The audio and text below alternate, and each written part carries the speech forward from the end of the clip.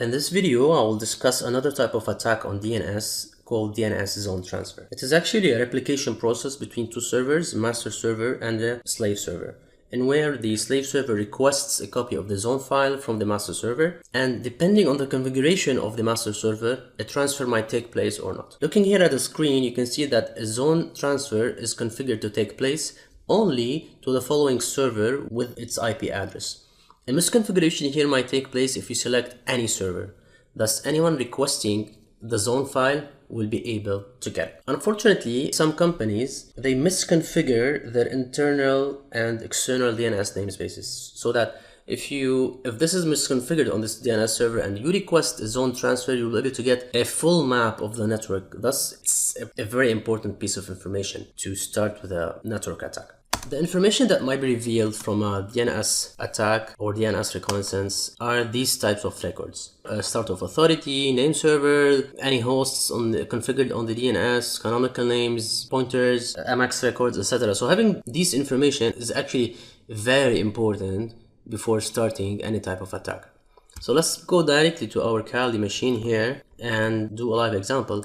I'll use a tool called DNS Recon, which is an advanced DNS enumeration script. It is written in Python and it's mainly used for DNS reconnaissance. It can enumerate DNS records, it can perform zone transfer, and it can perform as well reverse lookups. You can invoke it by typing DNS Recon and you can type help.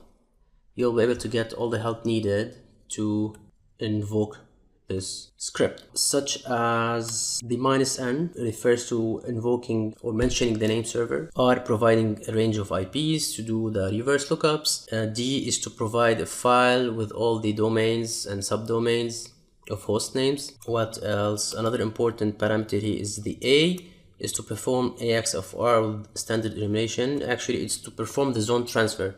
AX of R stands for a query for zone transfer. Let's go directly to example here. Use DNS Recon and the -d parameter stands for domain. I'll use a domain called zone transfer.me and invoke it. So here you can see that it's performing the DNS reconnaissance. It gets all the information about the SOA record, the name servers, the MX records, all of this information, as well as this TXT record, which is actually mainly used to preserve the originality of sending emails and the privacy of your domain. Do a further example here by using the -a parameter, which is perform a zone transfer to the same domain.